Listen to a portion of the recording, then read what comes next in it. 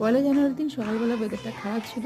দেখলাম ধীরে ধীরে বৃষ্টি পড়ছে আর বেলা বাড়ার সঙ্গে সঙ্গে আকাশটা পরিষ্কার হয়ে গেছে। কিন্তু আমি এই ঠান্ডাতে বানিয়ে নিয়েছি গরম গরম হট চকলেট।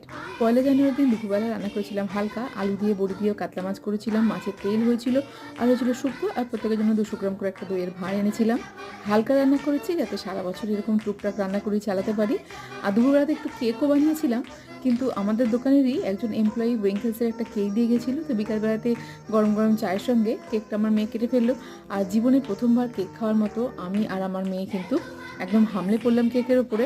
ভিডিওটা যদি ভালো লাগে তাহলে অবশ্যই একটা লাইক করো, চ্যানেলটাকে সাবস্ক্রাইব করে পাশে থেকো। রাতে বানিয়েছিলাম অল্প একটু পিস পোলাও, কারণ আমার বাড়িতে রাতে বেলাতে ভাত খায় না কেউ, রুটিই খায়। তো অল্প একটু পিস পোলাও বানিয়েছিলাম, আর কিছুটা রুটি কিনে আনা হয়েছিল, আর তার সঙ্গে ছিল চিলি চিকেন। 2024-এর প্রথম দিনটা আমাদের তো এভাবেই কাটলো। তোমরা কেমনভাবে কাটালে সেটা আমাকে জানিও। আর তোমাদের সকলকে জানাই হ্যাপি নিউ ইয়ার। তোমাদের সকলের নতুন বছর অনেক ভালো কাটুক।